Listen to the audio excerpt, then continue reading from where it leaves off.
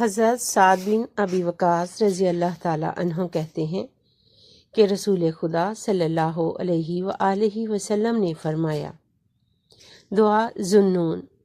حضرت یونس علیہ السلام کی مچھلی کے پیٹ میں یہ دعا، لا الہ الا انت سبحانک انی کنت من الظالمین، اور جو کوئی مسلمان کسی کام کے لیے یہ دعا پڑھتا ہے خدا تعالیٰ قبول فرما لیتا ہے۔ ترمذی شریف۔ ایک شخص نے عرض کیا، اے رسول خدا صلی اللہ علیہ وآلہ وسلم، کیا یہ دعا حضرت یونس علیہ السلام سے متعلق ہی مخصوص ہے؟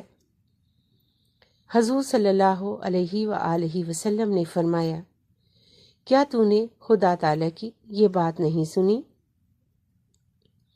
فَنَجَّيْنَاهُ مِنَ الْغَمِّ وَكَذَلِكَ نُنْجِي الْمُؤْمِنِينَ، یعنی خدا نے فرمایا کہ ہم نے اس دعا کے پڑھنے کے سبب حضرت یونس علیہ السلام کو غم سے نجات دے دی، اور اسی طرح ہم قیامت تک اس آیت کریمہ کے ساتھ دعا کرنے والے مومنوں کو غموں، دکھوں اور دردوں سے نجات دیں گے۔ سبحان اللہ۔ ویڈیو اچھی لگے تو چینل کو لائک اور سبسکرائب کریں تاکہ اس طرح کی معلوماتی ویڈیو آپ کو بر وقت ملتی رہے۔ شکریہ۔